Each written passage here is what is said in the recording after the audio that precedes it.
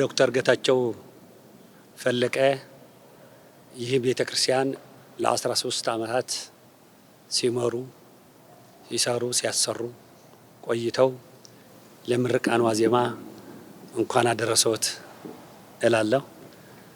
በመቀጠል የህንጻ ኮሚቴ አባላት ሰርታችሁ ያሰራችሁት ለዚህ ክብር ለዚህ ምርቃን ያበቃችሁት የህንጻ ኮሚቴ አባላት በአጠቃላይ በህይወት ያላችሁ እግዚአብሔር ጠብቆ ለዚህ ያደረሳችሁ ለምርቃኑ እንኳን አበቃችሁ እንኳን አደረሳችሁ እላለሁ። ለዚህ ህንጻ ደግሞ ጀምረው በህይወት የሌሉ ወንድሞቻችን ነገ እናስመርቃለን ብለው አጋጣሚ እግዚአብሔር የቀደማቸው ወገኖቻችን ደግሞ ነፍሳቸው ይማረልን። በመቀጠል የህንጻ ቴክኒኩ ኃላፊ ተቆጣጣሪ መሐንዲስ ክቡር ኢንጂነር ዳግም፣ እንደዚሁም የደብራችን ዋና ጸሐፊ ሰሎሞን ዳዊት፣ የደብራችን ዋና ሂሳብ መምሪያ ኃላፊ መምህር ዮናስ፣ የደብራችን ዋና ተቆጣጣሪ የዚህ ግዙፍ ህንጻ ዋና ተቆጣጣሪ ሊቀ ስዩማን አቤል፣ እንደዚሁም መላው የቤተክርስቲያኑ ሊቃውንትና የቤተክርስቲያኑ መላው ሰራተኞች በሙሉ በአጠቃላይ እንኳን ለዚህ ክብር ለዚህ በዓል ለዚህ ለምርቃኑ ዋዜማ አደረሳችሁት አደረሰን እላለሁ። ሰብ ይውየጥን ወእግዚአብሔር ይፈጽም ነው። ሰው ይጀምራል፣ እግዚአብሔር ይፈጽማል። ሰዎች ህንጻ ለመስራት ከተነሳሱ እግዚአብሔር ያለበት ስራ እግዚአብሔር ይፈጽማል። በብሉይ ኪዳን የታደለ ህንጻ የሰራ በመጽሐፍ ቅዱስ የምናነበው በእግዚአብሔር የተሰጠው ሰሎሞን ነው። እንግዲህ ሰሎሞን የብሉይ ኪዳን ህንጻ ቤተ መቅደስ የሰሎሞን ቤተ መቅደስ ተብሎ በእስራኤል ምድር የኖረው ህንጻ ሰሎሞን ነው ያነጸው። እንግዲህ ከሱ በፊት የነበረው ዳዊት ጽላተ ሙሴ ለማኖር ለማስከበር ብዙ እንጨት ሰብስቦ ነበረ፣ ብዙ ድንጋይ ሰብስቦ ነበረ። ነገር ግን እግዚአብሔር አልፈቀደ። አኮ ዘትነድቅ ነው ያለው። አንተ አታንጽም አላ ዘይወጽም ሀውቄክ ከአብራችህ የሚወለደው ሰሎሞን ነው የሚሰራው ቤተ መቅደስ ብሎ እግዚአብሔር እንደነገረው ቤተ መቅደስ የሰራው ቀዳማዊ ለ40 ዘመናት ያነጸው አለ የተባለ ቤተ መቅደስ ጽላተ ሙሴ ወይም ታቦተ ሕጉ የሚያስቀምጥበት የመጀመሪያ ንጉሥ ሰሎሞን እስራኤላዊ ነው የሰራው ማለት ነው። እንግዲህ እሱ እድለኛ ነው፣ አባቱም አልተፈቀደለት። እንግዲህ ብዙዎች ቤተ መቅደስ ለመስራት ቢፈቅዱም እግዚአብሔር ሳይፈቅድ አይሆን። ስለዚህ እኔና እናንተ እግዚአብሔር ፈቅዶልን ዛሬ ይህ ቤተ መቅደስ አለ የሚባል በእውነት ሰሎሞን በመጽሐፍ ቅዱስ ነው የምናነበው የምናውቀው። ነገር ግን ይህ ህንጻ የሰሩ ደግሞ በአካል የምናውቀው እነ ዶክተር የዘመኑ ሰሎሞን ናቸው። እነሱ እውቀታቸው በእውነቱ የኢትዮጵያ ኢንጂነሮች፣ የኢትዮጵያ ሊቃውንት፣ የኢትዮጵያ ምሁራን ይህ ህንጻ በእውነት በዓለም ካሉ ህንጻ የሚበልጥ የማያንስ የሆነ ለከተማችንም ውብ የሆነ ህንጻ ሰርተን ለዚህ እድል ደርሰናል። እንደሆ ለፊታችን 16 እና 17 ብፁዕ ቅዱስ አቡነ ማትያስ ቀዳማዊ ፓትርያርክ ሊቃነ ጳጳሳት ሊቀ ጳጳስ ዘአክሱም ወዕጨጌ ዘመንበረ ተክለ ሃይማኖት ብፁዓን ሊቃነ ጳጳሳት በተገኙበት እንዲመረቅ ፕሮግራም ተይዞ እነሆ በዝግጅት ላይ እንገኛለን። በዝግጅት ላይ ሁላችን እንድትገኙ እያልኩ እንኳን ደስ አለን እንኳን ደስ አላችሁ። ይሄ ለ13 ዓመታት ተጀምሮ አሁን ለምረቃ የበቃው ህንጻ ቤተክርስቲያን ሙሉ በሙሉ ገንዘባቸውን አውጥተው ምናልባትም በጣም እየተቸገሩ ግን ቤተክርስቲያናቸውን ለመስራት የኢትዮጵያ ኦርቶዶክስ ተዋሕዶ ቤተክርስቲያን አማኞች ናቸው። አንድም ገንዘብ ከሌላ የመጣ የለም፣ በበጀትም የተያዘ አልነበረም። እንግዲህ ቀደም ሲል ከመነሻው ለመናገር ያህል በ2004 ዓመተ ምህረት የዚህ ደብር አስተዳዳሪ ሆነው የመጡት መላከ ምህረት ዘካርያስ አዲስ ብፁዕ ቅዱስ አቡነ ጳውሎስን ፓትርያርክ ርዕሰ ሊቃነ ጳጳሳት ዘኢትዮጵያ ወዕጨጌ ዘመንበረ ተክለ ሃይማኖት ሊቀ ጳጳስ ዘአክሱም የነበሩትን በአካል አስመጥተው በ2004 የመሰረት ድንጋይ እንዲኖር አደረጉ።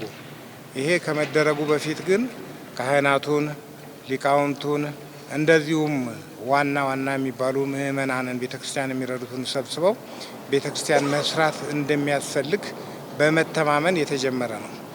ከዛም እንግዲህ የህንፃ አሰሪ ኮሚቴ እንዲቋቋም ተደረገ። በ2004 መሰረት ተቀምጦ ስራው ግን የተጀመረው የቁፋሮ ስራ የተጀመረው መጋቢት 2005 ነው። ስለዚህ ስንት አመት ይሆናል ማለት ነው? 12 አመት ከ10 ወር አካባቢ ይሆናል ማለት ነው። እና ይህ ህንፃ የምታዩት ሙሉ በሙሉ ለመስራት ዲዛይኑ መታወቅ ነበር ከመጀመሪያው። ሰፋ ያለ ለአካባቢው የሚመች ለኢትዮጵያ የሚመች ለቤተክርስቲያንን ትውፊቱን የመጽሐፍ ቅዱስ ትረካውን የሚገልጽ ህንፃ ቤተክርስቲያን መስራት አስፈላጊ ነበር። በመሆኑም በኢትዮጵያ ውስጥ ያሉ ህንፃ ቤተክርስቲያኖች ምን ይመስላሉ? አሰራራቸውስ ምን ይመስላል? እንደምታውቁት 3 የቤተክርስቲያን አሰራር አለ። አንደኛው የመጀመሪያው ዋሻ ነው። ወደ ሰሜኒቱ ኢትዮጵያ ብትሄዱ ዋሻ ቤተክርስቲያን በብዛት አለ። ይሄ ደግሞ ሰቀላ ቤተክርስቲያን የምንለውና ወይንም ደግሞ ካቴድራል የሚባል አለ። እንዲሁም ደግሞ ክብ ቤተክርስቲያን የሚባል አለ። ይህ የምታዩት ግዙፍ ህንፃ ቤተክርስቲያን እነዚህን 3ቱንም የህንፃ አሰራሮችም ሙሉ በሙሉ የያዘ ነው። እዚህ ከተቀመጥንበት በታች የዋሻ ቤተክርስቲያን አለ። አሁን ያለንበት የካቴድራል ወይንም የሰቀላ ቤተክርስቲያን አለ። እፎቁ ላይ ደግሞ በምንወጣበት ጊዜ ደግሞ ዙሪያውን መቅደሱን በመሃሉ አድርጎ የሚዞር ክብ ቤተክርስቲያን አለ ማለት ነው። ህንፃ ቤተክርስቲያኑ ያረፈበት ቦታ 3534 ካሬ ሜትር ሲሆን እነዚህ ቅድም የጠቀስኳቸው የቤተክርስቲያን ክፍሎች በሙሉ ሲደመሩ ከ7000 ካሬ ሜትር በላይ ነው። ስለዚህ ምን ያህል ግዝፈት እንዳለው ማወቅ ትችላላችሁ ማለት ነው። እንዲሁም እያንዳንዱ ምሰሶም ይሁን አምድ ወይንም ክፍል የቤተክርስቲያንን ትረካ እንዲህ ተደርጎ ነው የተሰራው። ይሄ ታላቁ ጉልላት የምታዩት ቅድስት የምንለው ከመሬት ወደ ላይ 64 ሜትር ወደ ላይ ቁመቱ የተመዘዘ ነው። የእመቤታችን የቅድስት ድንግል ማርያምን የኖረችበትን እድሜ የሚገልጽልናል። በሁለት በኩል ደግሞ የምታዩቸው 2 ደወሎች ምንም አጠቃላይ ይዘታቸው የዮሐንስ መጥምቅን በበረሃ ኑ መንግስተ ሰማያት ቀርባለችና ንስሐ ግቡ የሚለውን ድምጽ የያዘ ቢሆንም ቁመቶቹ ግን 33 ሜትር ከ30 ሴንቲሜትር ነው። ይህም ጌታችን አምላካችን መድኃኒታችን ኢየሱስ ክርስቶስ በመዋዕለ ሥጋዌው በዚህ ዓለም የኖረበትን ዘመን ለማሳየት ነው። እያንዳንዱ እንዳልኩት ነው። አሁን እነዚህ ይህንን ታላቁን ጉልላት የያዙት 4ቱ ምሰሶዎች ወይንም አምዶች 4ቱን ወንጌላውያን የያዙ ናቸው። ከስር ደግሞ እንደምታዩቸው 10ቱ ቃላተ ኦሪትንና 6ቱ ቃላተ ወንጌል እንዲገለጽ ሰው እዚህ መጥቶ ተምሮ እንዲሄድ የግድ የሚማረው እዚህ ከመጣ ማንኛውንም ነገር ማወቅ ስላለበት ነው እና እንደዚህ እንዲያደርግ ተብሎ እነዚህ 10ቱ ቃላተ ኦሪትና 6ቱ ቃላተ ወንጌል እንዲጻፉ ተደርጎበታል። በስዕል ረገድ የመጀመሪያው ስዕል ያው የተለመደው የሸራ ላይ ስዕል ነው። ውስጡ ሙሉ በሙሉ በሸራ ላይ ስዕል አምሮበታል። ማየት ትችላላችሁ። እጅግ በጣም ድንቅ የሆነ ነው። መስቀሎቹ አዳዲስ ናቸው። በኢትዮጵያ ውስጥ ከትውፊቱ ባይወጣም ለእኛ ቤተክርስቲያን ግን እንደ መለያ እንዲሆንልን መስቀሎቹ የተለዩ ናቸው።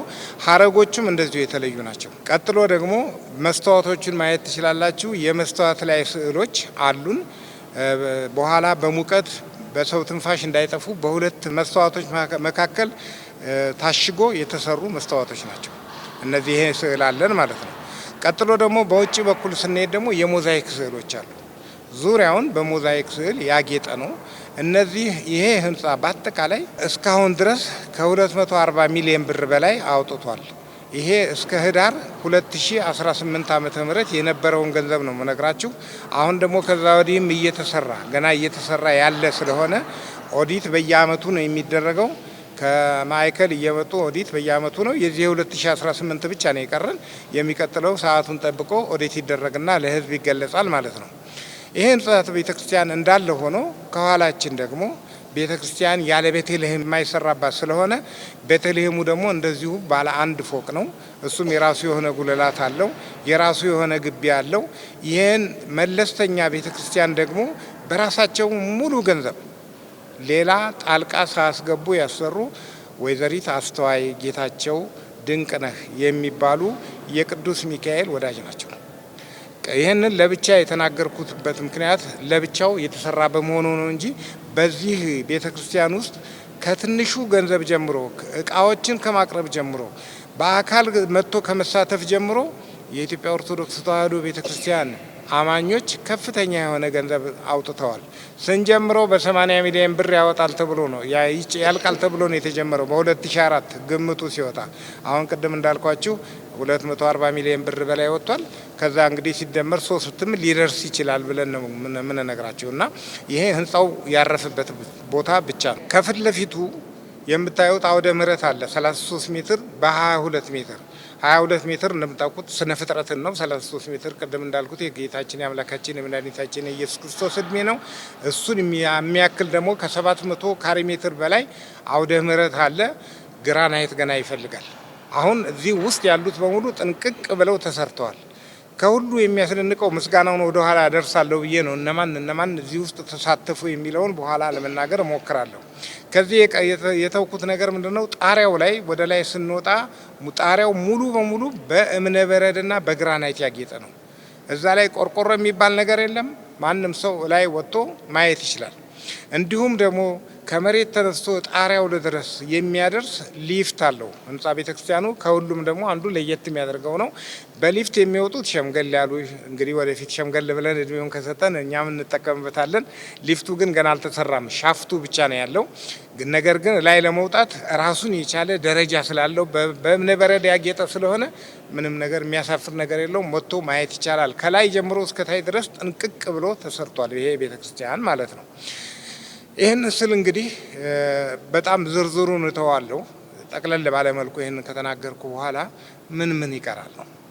ዙሪያውን እንደምታዩት ውስጡ ምድረ ግቢው መሰራት አለ። ክቡር አባታችን የያዙት ፕሮግራም አለ፣ ያወጡት እቅድ አለ።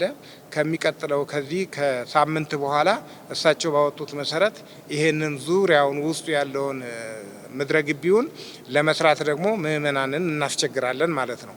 በዚህ ምድረ ግቢ ውስጥ ብዙ የሚሰሩ ነገሮች አሉ። ፏፏቴ አለ፣ የመኪና ማቆሚያ አለ፣ የግቢ ውስጥ መብራቶች አሉ። እንደዚሁም እንግዲህ እያንዳንዱ ቦታ የምእመናን ማረፊያ አለ። ዲዛይኑን ተከትሎ ደግሞ መሰራት መተከል ያለባቸው ዛፎች፣ እጽዋት አሉ። እንደዚሁም ትልልቅ 2 ታላላቅ የሆኑ ቅስቶች አሉ። ቅስቶቹ ከዚህ በፊት እንደተለመደው ዝም ብሎ የመኪና ወይንም የሰው መግቢያና መውጫ ብቻ እንዳይመስሏቸው በውስጣቸው እያንዳንዳቸው 4 ሱቆች አሏቸው። ስለዚህ ጧፍ ዕጣን መግዛት የሚፈልግ ከውጭ ሲታይ በሚታይ ነገር የለውም። ልክ ይህንን ቤተክርስቲያን መስሎ ነው፣ በሱ መልክ ነው የሚያልቀው። ጅምሩን ማየት ትችላላችሁ። አንዱ በስተደቡብ በኩል ያለው ተጀምሯል። ያ እንግዲህ አሁን ገንዘብ በማጣት ነው የቆመው። ይሄ ይቀጥላል ማለት ነው። ከዛ ቀጥሎ ደግሞ ለዚህ ህንፃ ቤተክርስቲያን የሚያስፈልግ ኤሌክትሪክ ቢቋረጥ ራሱን የቻለ ጄኔሬተር የለንም እና ይሄ ጄኔሬተር ክብደቱ ምን ያህል የኤሌክትሪክ ኃይል እንደሚፈልግ መንገር እንችላለን። የሚፈልግ ሰው የሚችል ሰው ይህን ነገር እንዲያሰራልን ነው። ቅድም እንደተባለ የውጭው ይሄ አውደ ምሕረቱ ወደ 15 ሚሊዮን ብር ግራናይት ይፈልጋል። ዋጋውን አውቀናል፣ ገንዘብ ስላጣን ነው የቆምነው እና እነዚህ ነገሮች የሚሰራልን ከተገኘ በቅዱስ ሚካኤል ስም እንጠይቃለን። እንግዲህ በዚህ ይህንን ነገር እዚህ ቦታ ለማድረስ በጣም ብዙ አካላትና ግለሰቦች ናቸው የተሳተፉት። ሁሉንም መጥራት አይቻልም ይሆናል። በአጠቃላይ ለመጥራት ግን መጀመሪያ ነገር ምእመኑ የህንፃው ባለቤት ስለሆነ መመስገን ያለበት የኢትዮጵያ ኦርቶዶክስ ተዋሕዶ ቤተክርስቲያን እምነት ተከታይ ሙሉ በሙሉ ነው፣ ከውጭም ያሉትም ከውስጥም ያሉትም። ሁለተኛ ካህናቱ ናቸው። እዚህ ያሉት አባቶች ካህናት በጣም የሚገርማችሁ ለ13 ዓመታት ስንሰራ ከመርዳት ደሞዛቸውን አውጥተው ከመርዳትና እንዲሰራ ከመፈለግ በስተቀር አንድም ቀን በዚህ ጉዳይ ላይ ጭቅጭቅ ተነስቶ አያውቅም። እግዚአብሔር ይስጥልን። እነሱም ለዚህ በመድረሳቸው እግዚአብሔር የተመሰገነ ይሁን። ቀጥሎ በዚህ ግቢ ውስጥ ያሉት የሰንበት ትምህርት ቤት ወጣቶች፣ ፍኖተ ጽድቅ ዘደብረ ጽባህ የሚባሉ በአካባቢ ያሉ የዚህ የአልታድ አካባቢ ወጣቶች፣ እነዚህ ሁሉ ለዚህ ህንፃ ቤተ ክርስቲያን ያቀረቡትና ያበረከቱት አስተዋጽኦ ከፍተኛ ስለሆነ እጅግ በጣም ሊመሰገኑ ይገባቸዋል ብዬ አስባለሁ። ሌላው ትልቁ አመራር ነው። መጀመሪያ ያስጀመሩት መልአከ ምሕረት ዘካርያስ እሳቸው ከሄዱ በኋላ ደግሞ ይህንን ለዛሬ እግዚአብሔር ወዶና ፈቅዶ በእነዚህ 2 ዓመታት ከሁሉም በላይ ነግራቸዋለሁ። ከ2 ዓመታቱ እጅግ በጣም ብዙ ገንዘብ የተሰበሰበበት፣ እጅግ በጣም ብዙ ስራ የተሰራበት፣ ወጣቶቹ እጅግ በጣም የደከሙበት፣ ሌትና ቀን ደከመን ሰለቸን ሳይሉ እኛን በእድሜ ጠንከር ያልነውን ሰዎች እያበረታቱ ህዝቡንም እንደዚህ እያስመጡ ስራ የሰሩበት ስለሆነ እነዚህ በጣም ይመሰገናሉ። እነዛ በዚህ 2 ዓመት ውስጥ ደግሞ እንዳልኳችሁ መላከ መንክራት ኃይሌ አብርሃ ከመጡ በኋላ ቅድም ነግሬያቸው በ2 ዓመት ውስጥ በየአመቱ 12 ሚሊዮን 13 ሚሊዮን ነበር ከህዝብ የምንሰበስበው። አሁን ግን ወደ 100 ሚሊዮን ብር ያህል ተሰብስቦ የተሰበሰበው በዚህ 2 ዓመት ነው። ስራ ላይ የሚያዋለው በዚህ ዓመት ነው። ስለዚህ ትልቁን የምስጋና ድርሻ የሚወስደው አስተዳደሩ በሳቸው ደግሞ እየተመራ ያለው መላከ መንክራት ኃይሌ አብርሃ ያበረከቱ ትልቅ ነው። ካለፉት 8 ዓመት ጀምሮ በዚህ ደብር የነበረውን የማማከር ስራ ተረክቤ ካሉት እንደ ዶክተር ፈለቀ አሁንም በስፋት እየተሳተፉ ያሉ እያገለገሉ እያገዙ ያሉ ወጣቶች የሰንበት አባላት እና ከደብሩ የአስተዳደር ሰራተኞች ጋራ በመሆን በጋራ ቴክኒካል ስራ እንደዚሁ በደረቁ ዝም ብሎ እንደ ማንኛውም ህንፃ የሚሰራ ሳይሆን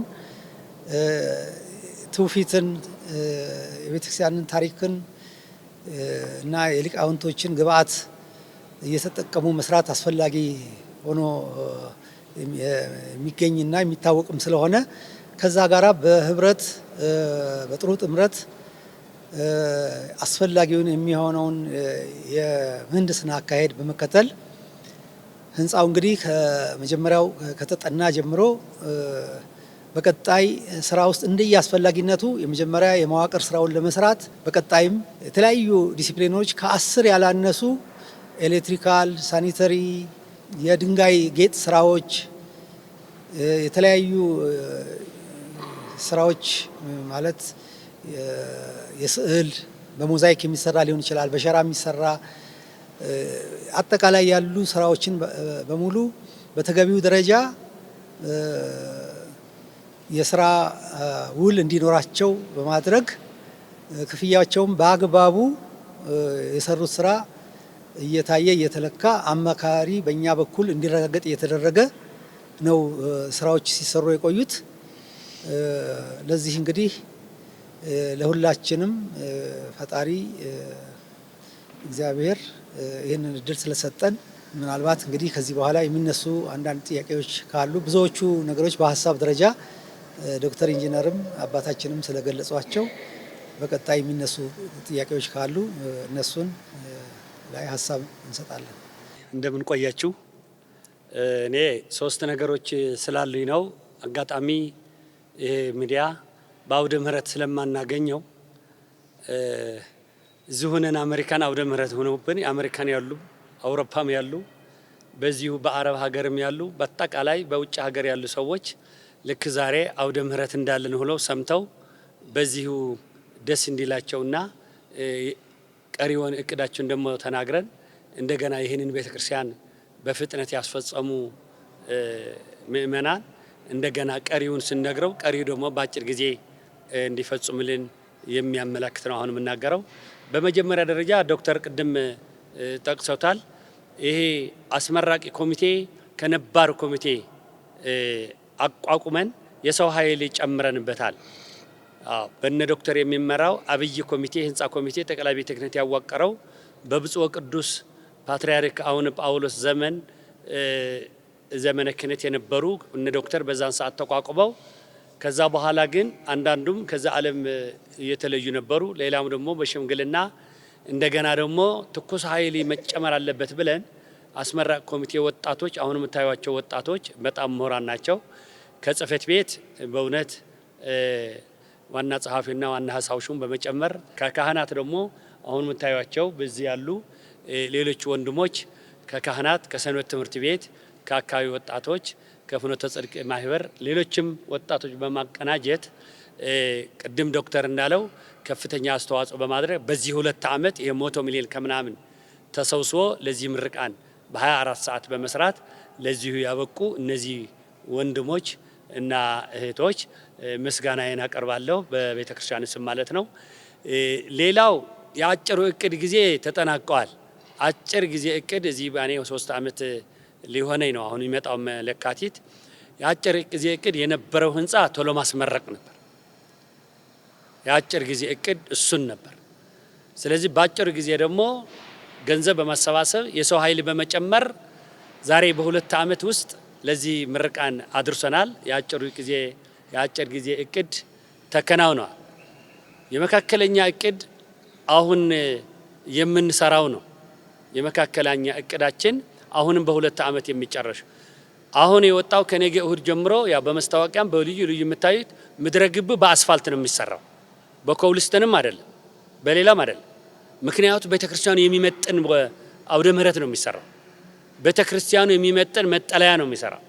ቤተክርስቲያኑ የሚመጥን ቅድም እንዳለው ዶክተር በፕላኑ መሰረት ቀደም ሲሉ እነ ዶክተር በሙያቸው የሰሩትን በሙሉ ትውልዱ ይሰራል ብለው ፕላኑ በቀረጹት መሰረት በዛው ከቤተክርስቲያን አውሮ እንደሚሄድ አሁን ያለበት ህንፃ አስመራቂ ወጣቱንና ነባር ህንፃ በዶክተር የሚመራው በአጠቃላይ ሙያዎች ጭምር አስፋልቱ እስከ ምርቃኑ ድረስ ወስነን በቃለ ጉባኤ ቅስቀሳ ጀምረናል ማለት ነው። ልክ ከምርቃኑ በኋላ ምድረ ግቢው በሩ በሙሉ እንዲሰራ ምድረ ግቢ በአስፋልት ነው የሚሰራው። የመኪና መቆሚያው ዘመናዊ ይሆናል ማለት ነው። እሱን አጭር ጊዜ ነው። ሁለተኛ የሰንበት ትምህርት ቤት ፎቅ ነው የምንሰራው። የሰንበት ትምህርት ቤት ስንል እንግዲህ ሰንበት ትምህርት ቤት ማለት ያው ሁሉ ወጣቶች ብዙ ሰው የምናመርትበት ማለት ነው። ባጭሩ ሰው የምናመርትበት። በነገራችን ላይ ሰው የስላሴ ፋብሪካ ነው። ስላሴ ፋብሪካቸው ሰው ነው፣ ሰው የማይችለው።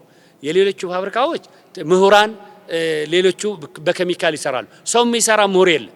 ስላሴ ብቻ ነው የሰሩን። እኔና እናንተ በስላሴ አርአያ አምሳል የተፈጠርነው የስላሴ ፍጡር ነን እኛ። ስለዚህ ስላሴ ደግሞ ለኛ በእውነቱ በአንድነት በሶስትነት የምናመሰግንበት ይሄ ቤተክርስቲያን የሰጡን ስላሴ ናቸው። አሁን ደግሞ ሰው ደግሞ የምናመርትበት ደግሞ ሰንበት ትምህርት ቤት አዳራሽ ሆኗል። በአሁኑ ሰዓት በብሉይ ኪዳን ምኩራብ ይባላል። ምኩራብ አዳራሽ ነው። በዛ ተምረው ደግሞ በቤተ መቅደስ የሚቀድሱበት የሚያገለግሉበት ነው። አሁን ደግሞ በሰንበት ትምህርት ቤት እስካሁን ድረስ የተወሰኑ በዚህ በትምህርት ቤት ዋሻ አካባቢ ያልተመቻቸ ቦታ ነበረ። አሁን ግን ሰበካ ጉባኤውን ህንፃ ኮሚቴውን በአጠቃላይ በጣምራ ከጽሕፈት ቤቱ በመናበብ ከ1000 በላይ ካሬ ሜትር በመስጠት ባለ 5 ፎቅ ለመስራት በዝግጅት ላይ እንገኛለን ማለት ነው። እሱ ማለት ብዙ ህፃናት በተለይ የአብነት ትምህርት ቤት በዚህ 2 ዓመት ከ100 በላይ ካህናት ያስቀበለ ያስተማረበት ሰንበት ትምህርት ቤት የአብነት ትምህርት ቤት ትምህርት ያለበት ማለት ነው። ሌላው ብዙ ምእመናን የምናገኝበት ማለት ነው። ስለዚህ የህንሶ ፎቅ ደግሞ አውሮ ከአስፋልት ጋር አውሮ የሚሰራ ነው። ስለዚህ እነዚህ ለምንድነው የጠቀስኳቸው? በውጭም በውስጥ ሀገር ያላቸው በእውነት ልጆቻችን የሚማሩበት ነው። ይሄ የሰንበት ትምህርት ቤት አዳራሽ አሁን ከዚህ ህንፃ በኋላ መሰረት ድንጋይ ይቀመጣል። ታጥሮ ተቀምጠዋል ቦታው። ልጆቹ አባላቶቹ ደሞዝ የላቸውም ከሌላ ከራሳቸው ካልሆነ በስተቀር።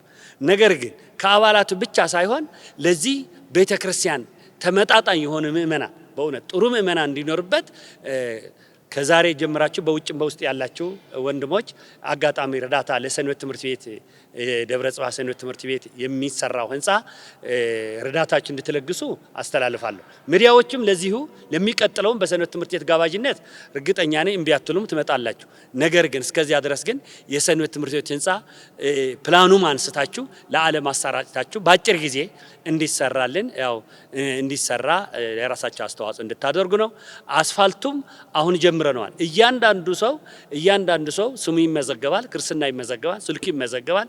መዝጋቢዎች በ4 ማዕዘን አድርገን እሁድ ሚካኤል እየተመዘገበ ይህን ያህል ካህር ሰራለሁ የሚለው ቃል በማስገባት ወደ ስራ ለመጀመር ደግሞ ባለሙያዎቹ ደግሞ በምህንድስና ስራ የሚሰሩ በህንፃ ተቆራጭ የሚሰሩ ደግሞ እነ ዶክተር ይመሩታል።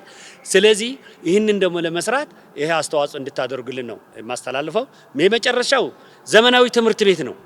ዘመናዊ ትምህርት ቤት እንግዲህ ሌሎቹ የእምነት ተቋማት አባቶች አስቀድመው ትንሽ ቤተክርስቲያን ይሰሩና ትልቁ ትምህርት ቤት ይሰራሉ። ያወጣት በሙሉ እዛ ይማራል፣ በስነ ምግባር ይማራል፣ ሃይማኖታቸውም ጭምር እያስፋፉ የሀገሪቷ ዜጋ ደግሞ ስነ ምግባር ያለው ወጣት ያስተምራሉ ማለት ነው። ትምህርት ቤት ጾታ ሃይማኖት አይለይም። ከ10,000 በላይ ትምህርት ቤት ተማሪ የሚይዝ አሁን ምናልባት ጊዜ ካገኛችሁ አይታችሁት ይሆናል ወይም ደግሞ ታዩታላችሁ ማለት ነው። እሱ በዚህ በነባር ቤተክርስቲያን ወደ ላይ ከሰንበት ትምህርት ቤት ህንፃ ወደ ላይ ያለው ባለ 3 ፍሎር 5 ፎቅ 10,000 ተማሪ የሚይዝ ተጀምረዋል። የሚቀረው 3 ስላብ ነው። ከዛ ቆርቆሮ ነው የሚቀረው ፊኒሺንግ ነው ማለት ነው። እሱን ደግሞ የምንሰራው ምንድነው በአጠቃላይ ሃይማኖቱም ጾታ የማይቀየር ትምህርት ቤት በሀገሪቷ ስርዓት ግን የምናስተምር ቢሆንም በቤተክርስቲያኗ ግን ልዩ የሚያደርገው ስነ ምግባር ይኖራል። ፕሮፌሰር ሆኖ ዶክተር ሆኖ ስነ ምግባር ከሌለው ሀገር ያበላሻል። ስነ ምግባር ማለት ትህትና ነው። ስነ ምግባር ማለት ለሰውን በቅንነት መምራት ነው። እሱም ጭምር ስለምታስተምር ቤተክርስቲያኗ በዚሁ ግቢ ቅዱስ ሚካኤል ትምህርት ቤት የሚል ይከፈታል። እሱን ለመስራት ያው ተጀምረዋል። እሱም ደግሞ አስተዋጽኦ እናደርጋለን የሚሉ ሰዎች ካሉ በዚህ መልእክት እንድታስተላልፉልን ነው። ሌላው እንግዲህ እንደምታዩት ዙሪያውን ህንፃ ነው ተሰርቶ ያለ ዙሪያውን ለሚቀጥለው 2-3 ዓመታት ሚካኤል በደቡብ በሰሜን በደቡብ ያሉ የተዘጉ የአብነት ትምህርት ቤታት የሚከፍትበት ሩቅ አይደለም። ለሚካኤል ገቢ ብቻ አይደለም እኛ የሰራ ነው። ትምህርት ቤቱ በእውነት ለህዝቡ ቤተክርስቲያኗ ትምህርት ቤት 10,000 ካሬ ሜትር የሚሆነው ወደ 3,000 ያረፈ ትምህርት ቤት አበርክታለች። ይሄንን ማለት ለኢትዮጵያ ህዝብ ያበረከተችው ቤተክርስቲያን ማለት ነው። ሁለተኛ ደግሞ በዙሪያው ደግሞ የሚገኙ ፎቆች የሚሰሩ ወደፊት የተሰሩበት ገንዘብ ከመለሰ በኋላ ለቅዱስ ሚካኤል ማስተዳደር ብቻ አይደለም። በደቡብ ያለች ቤተክርስቲያን፣ በሰሜን ያሉ ደብረ፣ በምስራቅ በምዕራብ ያሉ አብያተ ክርስቲያናት የተዘጉ በእውነት የአብነት ትምህርት ቤቶች ካሉ በቅዱስ ሲኖዶስ መልካም ፈቃድ በመምራት ለብዙ የሚረዳበት ሰዓት ደርሰዋል። ለወደፊት ይህ ቤተክርስቲያን ቢታደስም ልመና ቁም አይልም። ምክንያቱ ከራሱ ገቢ ያለምንም ልመና ያለምንም ጥያቄ በራሱ ይተዳደራል ማለት ነው። የሚቀጥለውም ደግሞ ዘመናት ደግሞ ከልመና ከሙዳየ ምጽዋት ተላቆ ይሄ ቤተክርስቲያን በራሱ እንዲተዳደር አድርገን ሌላው ቦታውን ለማስከበር ትልቅ ሚና ተጫውቶ ቦታውን ዙሪያውን ከ7 ፎቅ በላይ ተሰርቶ ልዩ ስራ ነው ያለው። ይሄ ሁሉ ግን በዚህ ቤተክርስቲያን ለየት የሚያደርገው ማህበረ ካህናቱ ሰንበት ትምህርት ቤት ወጣት ሰላም ስለሆነ ሰላም ደግሞ ያሉ አባቶች ሰላማውያን ስለሆኑ ነው። እዚህ የሰሚሲ ካህናት ያሉ አባቶች በእውነት ነው የምላችሁ በፍቅር ነው የሚኖሩት። ሁሉንም ያለምንም ልዩነት ተስማምተው በእውነቱ ስራቸውን አውቀው በእውነት የተማሩ እንደገና ደግሞ ለየት የሚያደርጋቸው በፍቅር ሰሚሲ ሚካኤል እንዲሆነ ተብሎ በሚዲያም ይሁን በቤተ ክህነት ተሰምቶ ያውቅ። እዚህ ያሉ ካህናቶች አንድም ቀን ሀገረ ስብከት ይሁን ሌላ ቦታ አቤት አይዶ ያውቁ።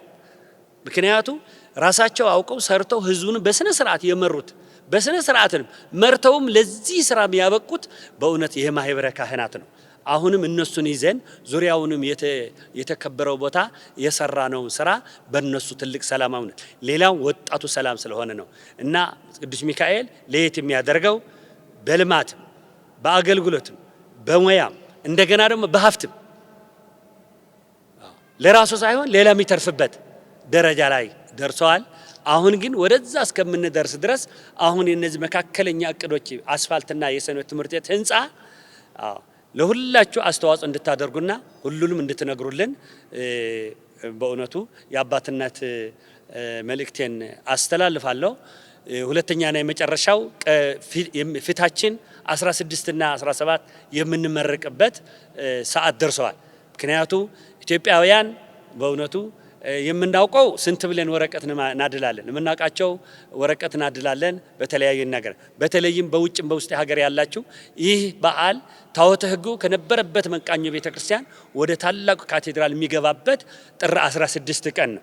ስለዚህ በበዓሉ ተገኝታችሁ በውጭም በውስጥም ያላችሁ በእውን መላው የኢትዮጵያ ኦርቶዶክስ አማኞች በበዓል ላይ እንድትገኙልን ጥሪያችንን እናስተላልፋለን። በዓሉ የሰመረ የደመቀ እንዲሆን የሁላችን ጸሎት እንዲያደርገው እግዚአብሔር ቅዱስ ፈቃድ ይሁንልን። አመሰግናለሁ።